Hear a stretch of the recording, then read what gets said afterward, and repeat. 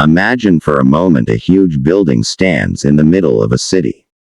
The headquarters of a notorious crime gang are written in large letters outside.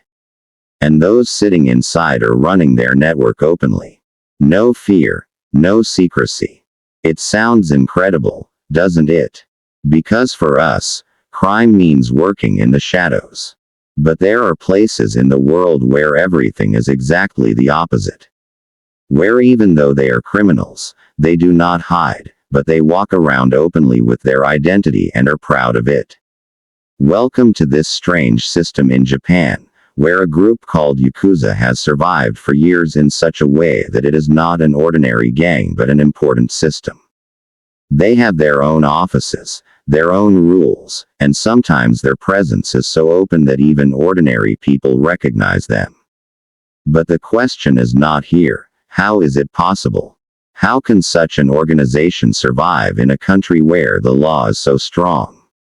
That too almost legally. To find the answer to this question, we have to go back a little. The time begins after World War II. In 1945, when Japan collapsed under the terrible blow of America, the balance of power in the entire world began to change. America on one side and the Soviet Union on the other. An invisible war began between the two powers, which we know as Cold War, and Japan suddenly became important in this power game. America was afraid that communism could spread to Japan. And to prevent that fear, they did not intervene directly in politics but used a local force. A crime ring. And that crime ring was the Yakuza. But this is where the real question begins. What exactly are these Yakuza? Where did they come from? And why was the system of a country and even international powers forced to use them? To understand this story, we have to go much further back. At a time when Japanese society was divided into layers. The upper class had honor and the lower class had a struggle for survival. And at the bottom were a group of people whom society never wanted to recognize.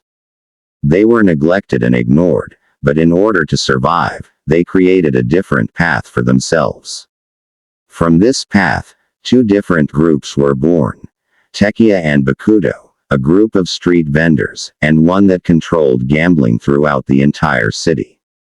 Although they seemed small from the outside, they gradually began to accumulate influence and a kind of invisible power in their hands. From here, a system gradually began to form that later became one of the most mysterious and terrifying organizations in the world. As time passed, Tekiya and Bakudo, these two different groups, gradually began to merge into a strange structure. From the outside, they were still a small group.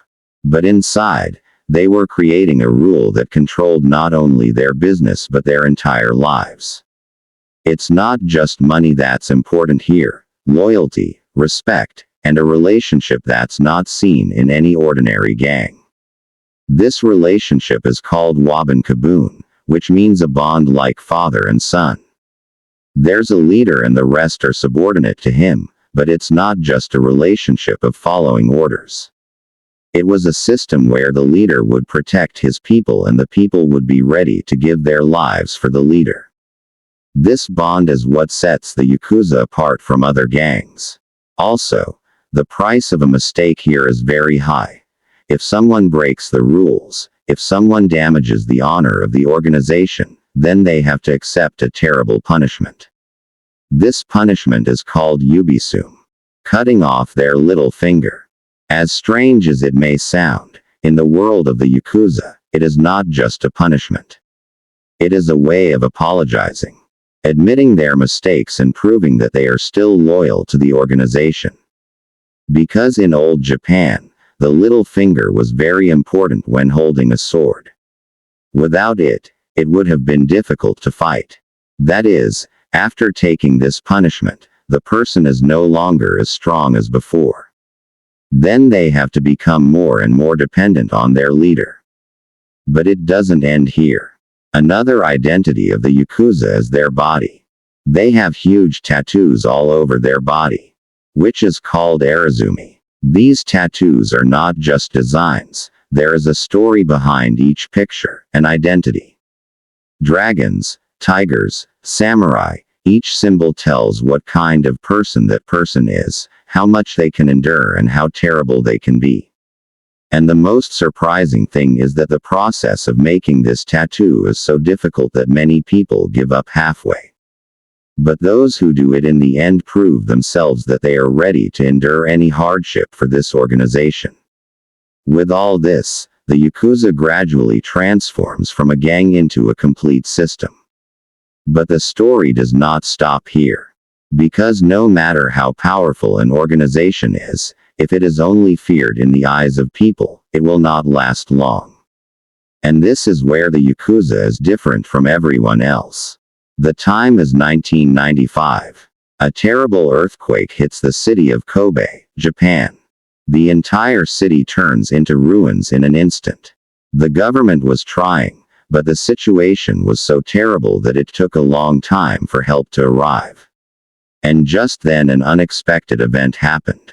The organization that people fear, the Yakuza, was the first to take to the streets with trucks full of food, water and various essentials. No propaganda, no announcement. They quietly started helping. Yes, at different times in history, the Yakuza have stood by the people during natural disasters in Japan. And so now the question becomes more complicated. Are they really just criminals? Or is there something inside them that we do not understand? This conflict is what makes the Yakuza so mysterious. On the one hand, they extort money and commit crimes, and on the other hand, they stand by people in times of danger. Society can neither completely hate them nor can it completely accept them. But there is another side to this story that is much more real and much more difficult. In 1991, the Japanese government made a big decision. The anti-Yakuza law. Through this law, they started putting pressure on the Yakuza directly.